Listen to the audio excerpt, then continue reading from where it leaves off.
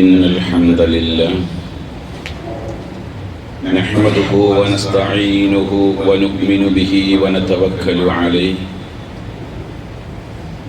ونعوذ بالله من شرور أنفسنا ومن سيئات أعمالنا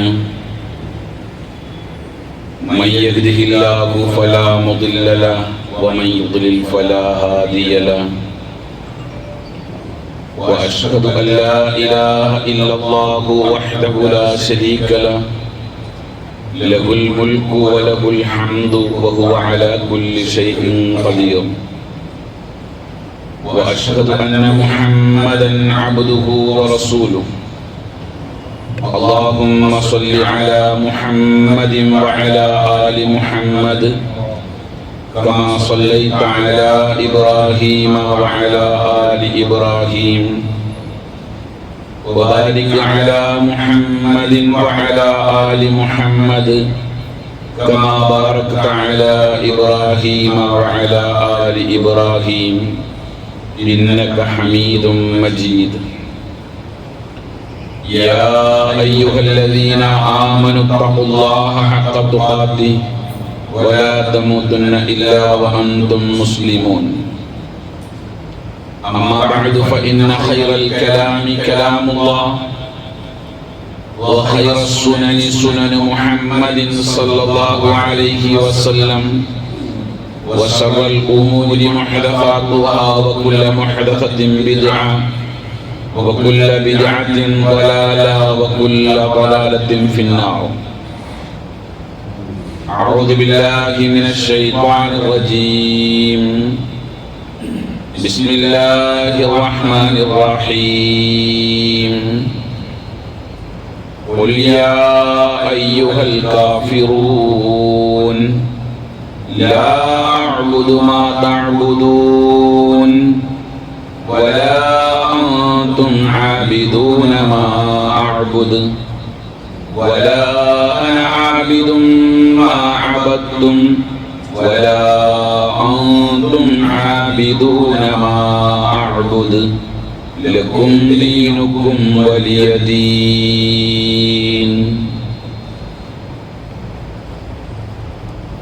പ്രപഞ്ച സൃഷ്ടാവായ അല്ലാഹുവിൻ്റെ വിധിവിലക്കുകളും നിയമനിർദ്ദേശങ്ങളും ജീവിതത്തിലുടനീളം സൂക്ഷിച്ചു പാലിച്ച് ജീവിക്കുകയും അല്ലാഹുവിൻ്റെ തൃപ്തിയും പൊരുത്തവും നേടുന്ന നല്ലവരായ അടിമകളാകാൻ നാം പരമാവധി പരിശ്രമിക്കുകയും അതിനുവേണ്ടി പ്രാർത്ഥിക്കുകയും ചെയ്യുക. അല്ലാഹു തആല നമ്മെ അത്തരത്തിലുള്ള മുത്തഖീങ്ങളുടെ കൂട്ടത്തിൽ ഉൾപ്പെടുത്തി അനുഗ്രഹിക്കുമാറാകട്ടെ. പ്രിയമുള്ള മുഅ്മിനുകളെ, മുഅ്മിനാത്തുകളെ, സമകാലിക മുസ്ലിമീങ്ങളെ സംബന്ധിച്ചും ഇസ്ലാമിനെ സംബന്ധിച്ചും ഇസ്ലാമിന്റെ ശത്രുക്കൾ അമുസ്ലിമീങ്ങളുടെ മനസ്സിൽ ഉണ്ടാക്കി വെച്ചിട്ടുള്ള ചിത്രം എന്താണ് എന്ന് നമ്മളൊന്ന് മനസ്സിലാക്കണം. അത് മനസ്സിലാക്കുന്നതിന് വേണ്ടി ആധുനിക പണ്ഡിതരിൽ ഒരാൾ അദ്ദേഹം ഒരു നിർമ്മിതമായ ഒരു സംഭവം പറഞ്ഞു തരുന്നുണ്ട്. സാങ്കല്പികമാണ്. വൈറ്റ് ഹൗസിന്റെ മുമ്പിൽ അമേരിക്കൻ പ്രസിഡന്റിന്റെ ഔദ്യോഗിക ഭവനത്തിന്റെ മുമ്പിൽ പത്രപ്രതിനിധികളെല്ലാം ഒരുമിച്ച് കൂടിയിരിക്കുകയാണ്. അവിടെ പ്രധാനപ്പെട്ട രാഷ്ട്രങ്ങളുടെ തലവന്മാർ ചേർന്നുകൊണ്ട് വലിയൊരു ചർച്ച നടന്നുകൊണ്ടിരിക്കുന്നു. ചർച്ചയെല്ലാം കഴിഞ്ഞ് ഈ രാഷ്ട്രതലവന്മാരിൽ പ്രമുഖർ പുറത്തിറങ്ങിയതിനു ശേഷം പത്രക്കാരുമായി അഭിമുഖം നിൽക്കുകയുണ്ടായി.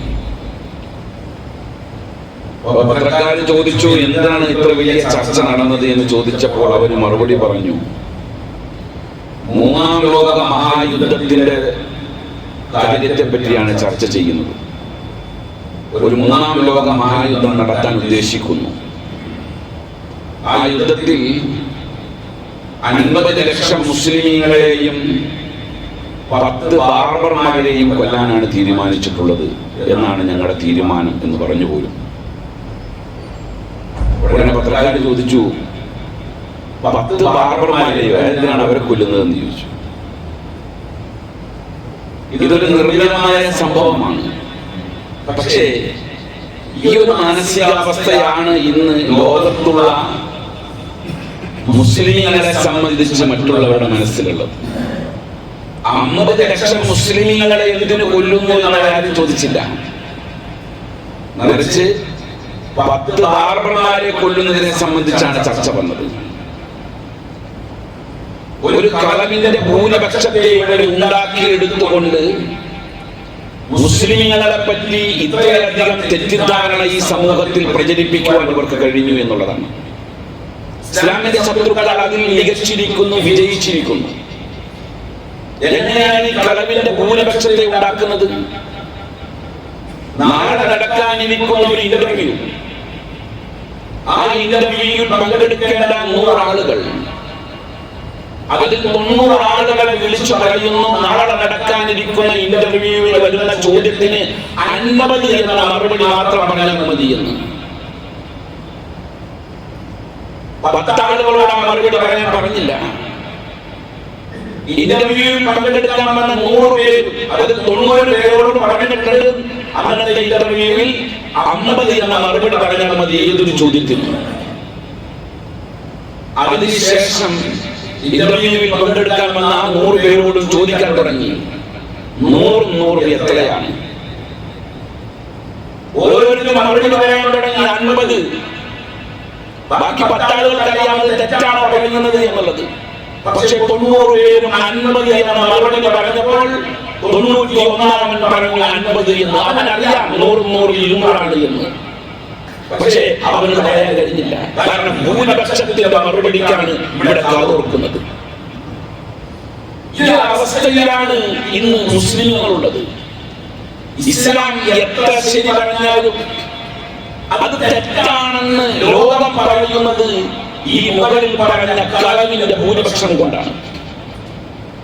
ഈ അവസ്ഥയെ കൃത്യമായി വരച്ചു കാണിക്കുന്ന ഒരു ഹദീസ് ഇമാം മുസ്ലിം സഹീഹ് മുസ്ലിമിൽ രേഖപ്പെടുത്തുന്നു. ആ ഹദീസ് വായിക്കുമ്പോൾ നമ്മൾ മനസ്സിലാക്കണം, ആ ഹദീസ് 23ഓളം സഹാബികൾ റിപ്പോർട്ട് ചെയ്ത ഹദീസാണ്.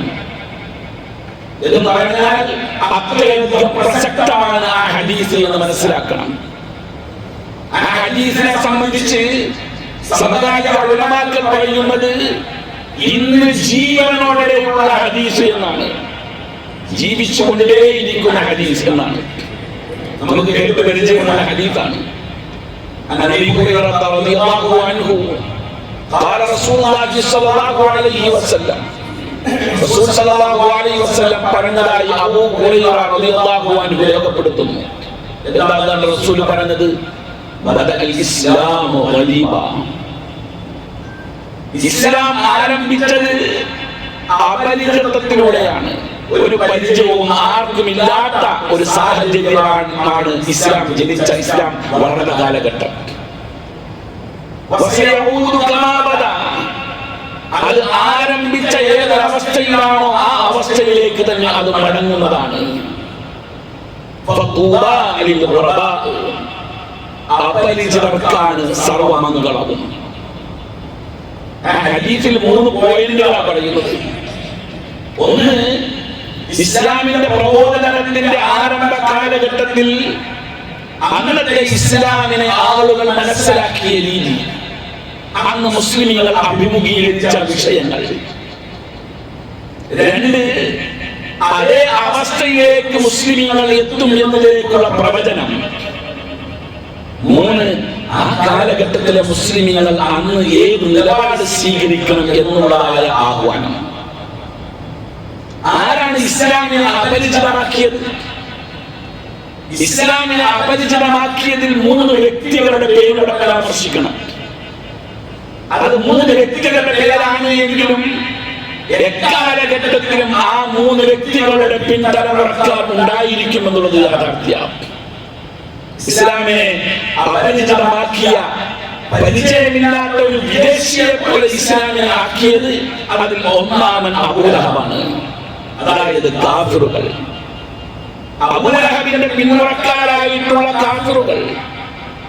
കാഫിർ എന്ന വാക്ക് പറയുമ്പോ അതെന്തോ വലിയൊരു വിഷയമാണ് എന്നാണ് ധരിക്കേണ്ട ആവശ്യമില്ല. കാഫിർ എന്ന് പറയുമ്പോൾ അത് വിവാദമുണ്ടാക്കുകയാണെന്ന് കാഫിർ എന്ന വാക്ക് വെച്ചുകൊണ്ട് അതിന്റെ പൊളിറ്റിക്സിനെ അവിടെ ചർച്ച ചെയ്യുന്നില്ല. കാരണം പൊളിറ്റിക്സിന് അതിൻ്റെതായ യുക്തി ഉണ്ടാകും. ഞാനതവിടെ ചർച്ച ചെയ്യുന്നില്ല. മറിച്ച് മുസ്ലിമുകളിൽപ്പെട്ട ആൾക്കാർ പോലും അതിനെ ഒരു ചീത്ത വാക്കായി, അതിന് തെളിവ് പറയാനുള്ള വാക്കായിട്ടൊക്കെയാണ്, നേച്ചറ പറയാനുള്ള വാക്കായിട്ടൊക്കെയാണ് കാഫിർ എന്ന പ്രയോഗം ഉപയോഗിക്കുന്നത്. വിശുദ്ധ ഖുർആനിലെ സാങ്കേതിക പദങ്ങളിൽ ഏറെ തെറ്റിദ്ധരിക്കപ്പെട്ട പദങ്ങളുടെ കൂട്ടത്തിൽപ്പെട്ട ഒരു പദവും കൂടിയാണ് കാഫിർ എന്നുള്ളത്. വിശുദ്ധ ഖുർആൻ കാഫിർ എന്ന പ്രയോഗം മുസ്ലിമുകളെ പറ്റി ഉപയോഗിച്ചിട്ടുണ്ട്, മുസ്ലിമുകളല്ലാത്തവരെ പറ്റി ഉപയോഗിച്ചിട്ടുണ്ട്.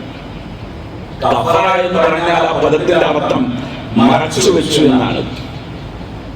കാഫിർ എന്ന് പറഞ്ഞാൽ മറച്ചു വെച്ചവെന്നാണ്. വിശുദ്ധ ഖുർആനിൽ അൽ-ഹദീദ് അധ്യായത്തിലെ 20-ാമത്തെ ആയത്തിൽ അല്ലാഹു സുബ്ഹാനഹു വ തആല കർഷകനെ പറ്റി പറഞ്ഞെടുത്ത് കാഫിർ എന്ന പ്രയോഗം ഉപയോഗിച്ചിട്ടുണ്ട്. എന്താ കർഷകൻ ചെയ്യുന്നത്? അവൻ വിത്ത് മണ്ണിൽ മറച്ചു വെക്കുന്നത് എന്നുള്ളത് കൊണ്ട് അവനെ കാഫിർ എന്ന് പ്രയോഗിച്ചിട്ടുണ്ട്.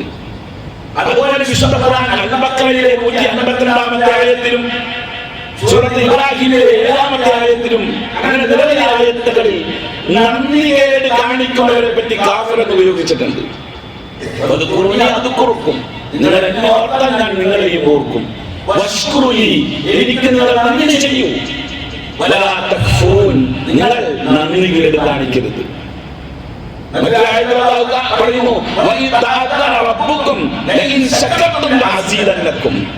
നിങ്ങളുടെ റബ്ബ് പ്രഖ്യാപിക്കുന്നതെന്താ?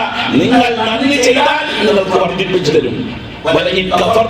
നിങ്ങൾ നന്ദികേട് കാണിച്ചാൽ. കാഫിർ കഫറ എന്ന പ്രയോഗം നന്ദികേടിന് ഉപയോഗിച്ചിട്ടുണ്ട്. അതുപോലെ തന്നെ സത്യം അറിഞ്ഞിട്ടും നിഷേധിക്കണമെന്ന് കേരള കാഫിറല്ല. താഴെ വെച്ചിട്ടുണ്ടാകും, നിസ്കാര തഴമ്പുണ്ടാകും, അഞ്ചനം പള്ളിയിൽ വരുന്നുണ്ടാകും ചിലപ്പോ. പക്ഷേ ഹക്ക് മനസ്സിലാക്കിയിട്ട് ആ ഹക്കിനെ മറച്ചു വെച്ചിട്ടുണ്ടെങ്കിൽ അവനും ഈ പേര് തന്നെ കൊടുക്കാം.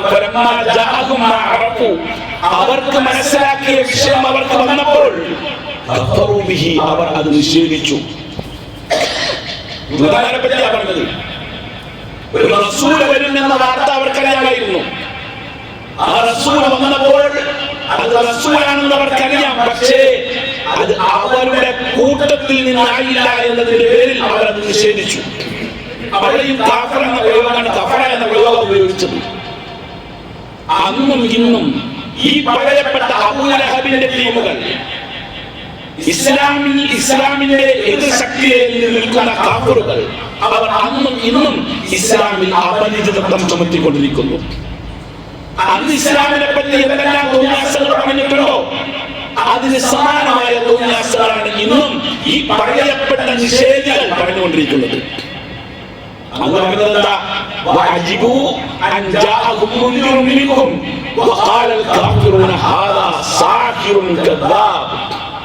അന്ന് കാഫിറുകൾ പറഞ്ഞ വർത്താനം ഇത് സിഹറാണ്, ഗുററാണ്, കൂടക്കാരനാണ്, കള്ളനാണ്, മജ്നൂനാണ് എന്നെല്ലാം പറഞ്ഞു.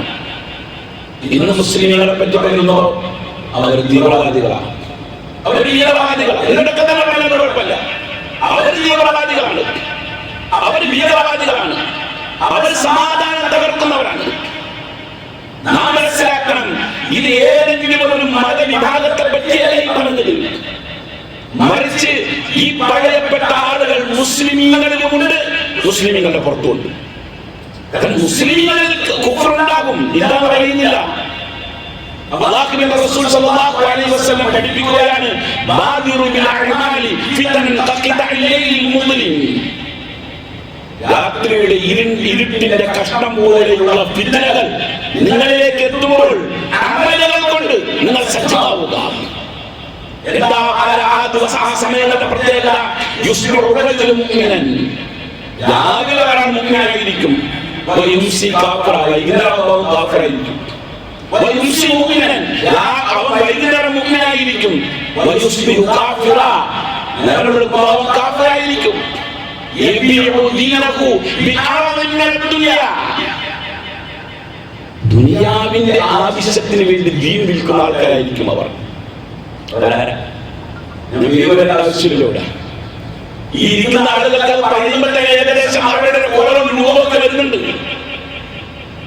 ദീനിനെ ദുനിയാവിന്റെ ആവശ്യത്തിന് വേണ്ടി വിൽക്കുന്നവർ, അതിനു വേണ്ടി ദീനില്ലാത്തത് എന്തും പറയുന്നവർ, അവരെ പറ്റിയാണ് ഈ കാഫിർ എന്ന പ്രയോഗം നടത്തിയിട്ടുള്ളത്. അപ്പോൾ ഇസ്ലാമിനെ അപരിചിതത്വത്തിലേക്ക് തള്ളിവിട്ടവരിൽ ഒന്നാമൻ അബൂ ലഹബാണ്, അവന്റെ പാർട്ടിയാണ് കാഫിറുകൾ. ഇസ്ലാമിനെ അപരിചിതത്തിലേക്ക് തള്ളിവിട്ടവരിൽ രണ്ടാമൻ അത് അബൂ ജഹലാണ്, അവന്റെ പാർട്ടിയാണ് മുശ്രിക്കുകൾ. ആരാ മുശ്രിക്ക്? മുശ്രിക്ക് എന്ന് പറഞ്ഞാൽ വിശുദ്ധ ഖുർആൻ മക്ക മുശ്രിക്കുകളെ മുശ്രിക്ക് എന്ന് പറയുമ്പോൾ മക്ക മുശ്രിക്കുകളുള്ള ശിർക്ക് എന്തായിരുന്നു? അവർ അല്ലാഹുവിന് പുറമെ അല്ലാഹനെ പോലെയുള്ള വേറൊരു അല്ലാഹനെ ആരാധിച്ചിരുമോ? ഇല്ല, ഇല്ല. അവർ അല്ലാഹുവിനെ അല്ലാഹമായിരുന്നു. ഒരു ഖുത്ബയിലെ പരിമിതി വിശദീകരിക്കാവുന്ന പോലെ പറയുന്നു, അല്ലാഹു റബ്ബാണ് എന്നവർ അറിഞ്ഞിരുന്നു. അല്ലാഹു ഖാലിഖാണ്, സൃഷ്ടാവാണെന്ന് അവർ അറിഞ്ഞിരുന്നു. അല്ലാഹു മാലിക്കാണെന്ന് അവർ അറിഞ്ഞിരുന്നു. അല്ലാഹു മുദബ്ബിറാണെന്ന് അവർ അറിഞ്ഞിരുന്നു. അല്ലാഹു മഴ പെയ്യിപ്പിക്കുന്നവനാണെന്ന് അവർക്കറിയാം. അല്ലാഹു റാസിഖാണ് എന്നവർക്കറിയാം. അല്ലാഹു പ്രപഞ്ചത്തെ നിയന്ത്രിക്കുന്നവനാണെന്ന് അവർക്കറിയാം.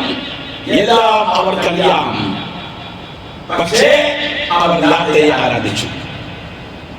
ലാത്തയെ ആരാധിക്കുകയും ലാത്തയെ വിളിക്കുകയും ചെയ്തതിനാ അല്ലാഹുവിലേക്കുള്ള ഇടനിലക്കാരൻ എന്ന വിശ്വാസത്തിൽ.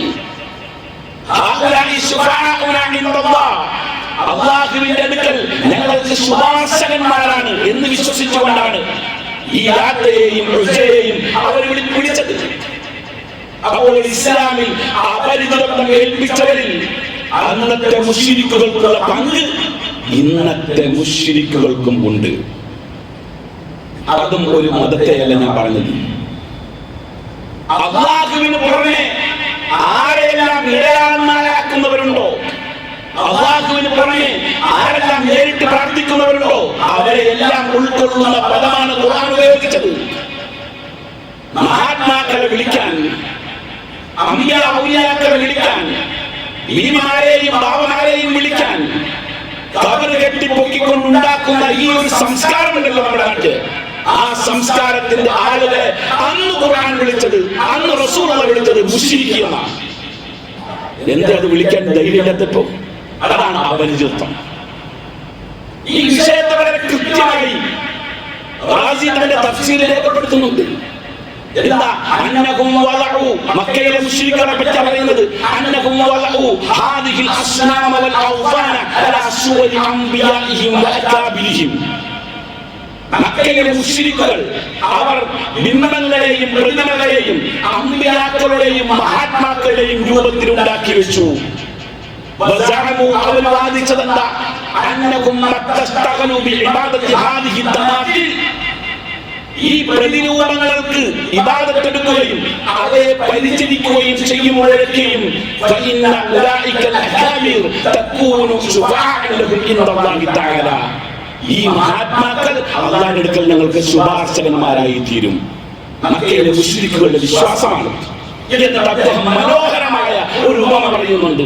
വനദീറുഹു ഫീ ഹാദ സമാൻ, ഈ കാലഘട്ടത്തിൽ അതിന്റെ രൂപം എന്താണ്? ഇസ്തിഖാലു കസീറു മിനൽ ഖൽഖി, പടപ്പുകളിൽ കൂടുതൽ ആളുകളും അവർ ബിതഅലീമിൽ ഖുബൂരിൽ അകാബിർ, മഹാത്മാക്കളുടെ ഖബറുകൾ ആദരിക്കുന്നുണ്ട്. ഈ ഖബറിനോട് ആദരവ് കാണിച്ചാൽ അല്ലാഹുവിന്റെ അടുക്കൽ ഇവർ ശുപാർശകന്മാരാകും എന്ന് അവർ വിശ്വസിച്ചു. അത് തന്നെയാണ് മക്കയിലെ മുശ്രിക്കുകൾ അന്ന് ചെയ്തത്. ഇങ്ങനെയല്ലേ? അല്ലാഹുവിനോട് നേരിട്ട് പ്രാർത്ഥിക്കാൻ പറ്റില്ല, ഇടയാളന്മാർ മുഖേന പറ്റുള്ളൂ. അങ്ങനെ പ്രാർത്ഥിക്കണം എന്ന അടിസ്ഥാനത്തിൽ പറഞ്ഞാൽ അത് യഥാർത്ഥത്തിൽ ശിർക്ക് തന്നെയാണ്. അല്ലാഹ് അല്ലാത്തവരോട് നേരിട്ട് പ്രാർത്ഥിക്കുന്ന ആളുകൾ അത് ശിർക്ക് തന്നെയാണ്. എന്തേ ഈ ശിർക്കാണെന്ന് പറയുന്നതിൽ ഇത്ര വേദാണ്? എന്നാൽ അന്നത്തെ മുശ്രിക്കുകൾ വാദിച്ച അതേ വാദം തന്നെ ഇന്നത്തെ മുശ്രിക്കുകൾ എന്ന് പറയപ്പെടുന്ന ശിർക്കിന്റെ ആളുകൾ വാദിക്കുന്നു. എന്താ വാദിച്ചത്? അന്നത്തെ മുശ്രിക്കുകൾ നബി സല്ലല്ലാഹു അലൈഹി വസല്ലമയോട് പറഞ്ഞത്, യാ മുഹമ്മദ് ഇന്നാ ഖദ് ബുഇസ്നാ ഇലൈക ലിനുകല്ലിമക. 6 ആളുകൾ നബി സല്ലല്ലാഹു അലൈഹി വസല്ലമയുടെ അരികിൽ വന്നു. ഒരു ദീർഘമായ സംഭവമാണ്. അതിന്റെ അവസാനത്തെ പോയിന്റ് മാത്രമേ ഞാൻ പറയുന്നുള്ളൂ. 6 ആളുകൾ നബിയുടെ അരികിൽ വന്നിട്ട് പറഞ്ഞു, ഞങ്ങൾ ചില കാര്യങ്ങൾ നിങ്ങളോട് സംസാരിക്കാൻ വേണ്ടിയാണ് വന്നത്. അതിൽപ്പെട്ട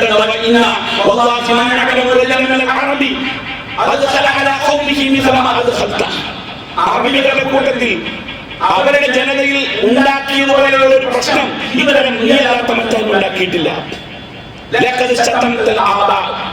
ഈ പിതാക്കന്മാരെ ചീത്ത പറഞ്ഞ ആളാണ്, ഈ ദീനെ അപമാനിച്ച ആളാണ്. ഞങ്ങളുടെ മഹാത്മാക്കളെ നീ ചീത്ത പറഞ്ഞ ആളാണ്. ഞങ്ങളെ പണ്ഡിതന്മാരെ വിട്ടുകളാക്കിയവനാണ് നീ. ഞങ്ങൾക്കിടയിൽ ഐക്യം തകർത്തവനാണ് നീ. അന്നത്തെ മുശ്രിക്കുകൾ നബി സല്ലല്ലാഹു അലൈഹി വസല്ലമയോട് പറഞ്ഞു, അല്ലാഹുവിനോട് അല്ലാഹുവിനെ മാത്രം വിളിച്ചു പ്രാർത്ഥിച്ചാൽ മതി. ഇടയാളന്മാർ വേണ്ട എന്ന് പറയുന്ന ഇന്നത്തെ മുവഹ്ഹിദുകളെ പറ്റി ഇതേ വർത്താനം തന്നെയാണ് പറയുന്നത്. ഇതാണ് അബൂ ജഹലിന്റെ പാർട്ടി എന്ന് പറഞ്ഞാൽ. അന്ന് മുസ്ലിങ്ങൾക്ക് സ്വീകരിച്ച അതേ ഇന്നും സ്വീകരിക്കുന്നു. ഇത് പറഞ്ഞതിന്റെ പേരിൽ അല്ലാഹുവിന്റെ പ്രവാചകൻ പിന്മാറാതെ വന്നപ്പോൾ നബി സല്ലല്ലാഹു അലൈഹി വസല്ലമയ്ക്കും സഹാബികൾക്കുമെതിരെ ശഅബ് അബീ താലിബിൽ ഉപരോധം ഏർപ്പെടുത്തി. ഇല്ലേ?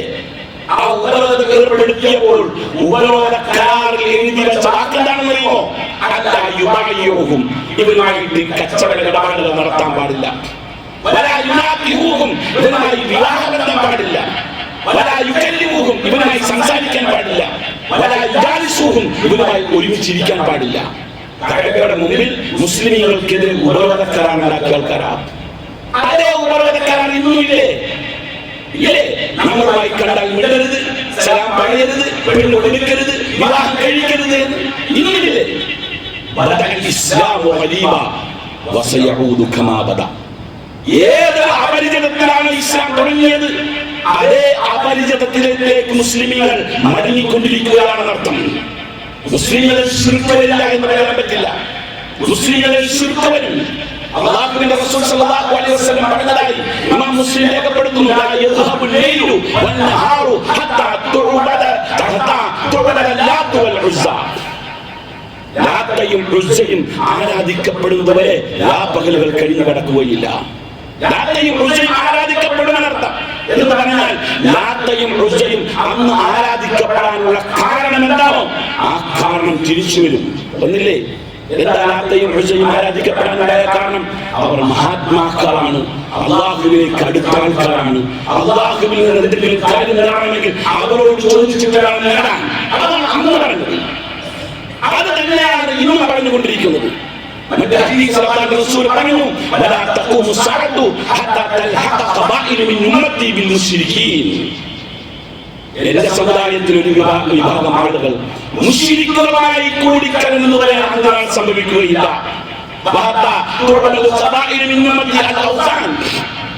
എന്റെ സമുദായത്തിൽ ഒരു വിഭാഗം ആളുകൾ ബിംബങ്ങളെ ആരാധിക്കും.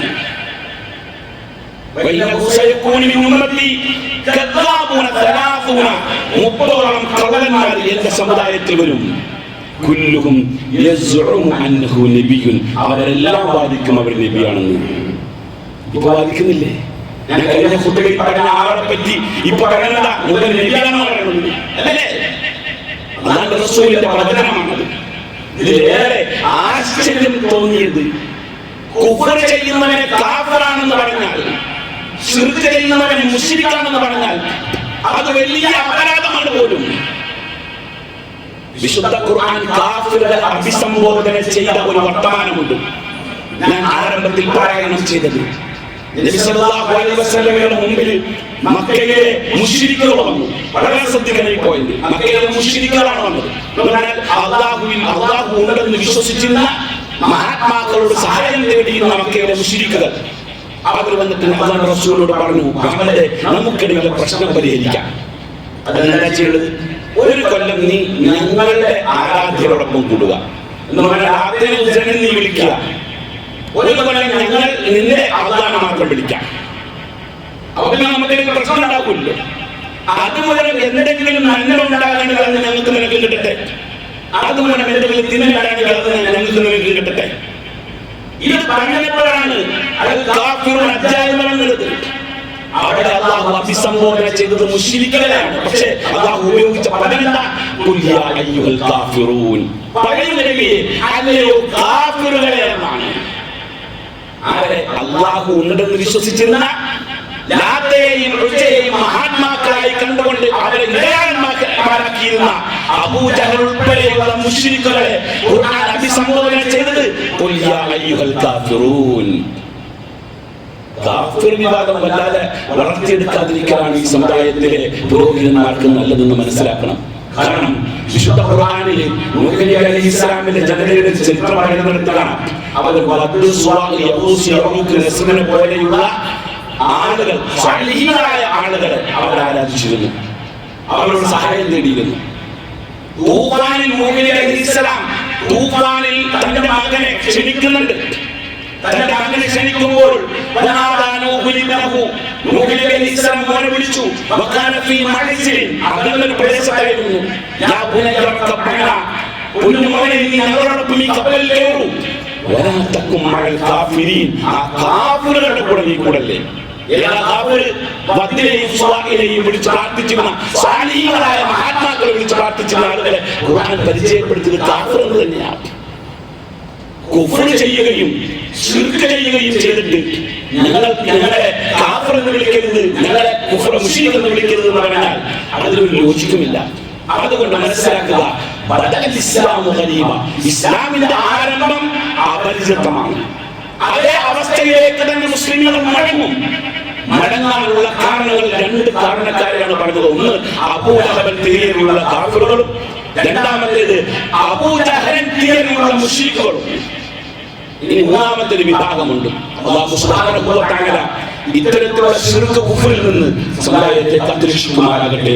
അഖൂലു ഖൗലി ഹാദാ വഅസ്തഗ്ഫിറുല്ലാഹ ലി വലക്കും വഅസ്തഗ്ഫിറു അനി വഅൻകും വഅൻ ജമീഇൽ മുസ്ലിമീന വൽ മുഅ്മിനീന അജ്മഈന ഫസ്തഗ്ഫിറു ഇന്നഹു തആല മലികും റഊഫുർ റഹീം.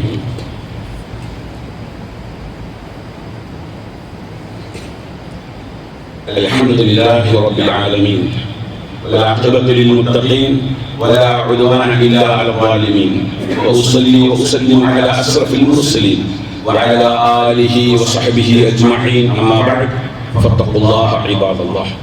അല്ലാഹുവിനെ തഖ്വ ചെയ്ത് ജീവിക്കണമേ എന്ന് ഒരിക്കൽ കൂടി വസിയത്ത് ചെയ്യുകയാണ്. ഇസ്ലാമിൽ അപരിചിതത്വം ഏർപ്പെടുത്തിയ ആളുകളിൽ മൂന്നാമത്തെ വിഭാഗം ആളുകൾ മുനാഫിഖുകളാണ്. സലൂലിന്റെ നേതൃത്വത്തിലുള്ള മുനാഫിഖുകൾ. ആ മുനാഫിഖുകൾ ഇന്നുമുണ്ട്. ഇന്ന് നമ്മുടെ നിഫാഖുണ്ടോ ഇല്ലയോ എന്ന് ചോദിച്ചാൽ ഇല്ലാന്ന് എല്ലാവരും പറയുള്ളൂ. പക്ഷെ അന്നത്തെ മുസ്ലിങ്ങൾ നിഫാഖിനെ ഭയപ്പെട്ടിരുന്നു.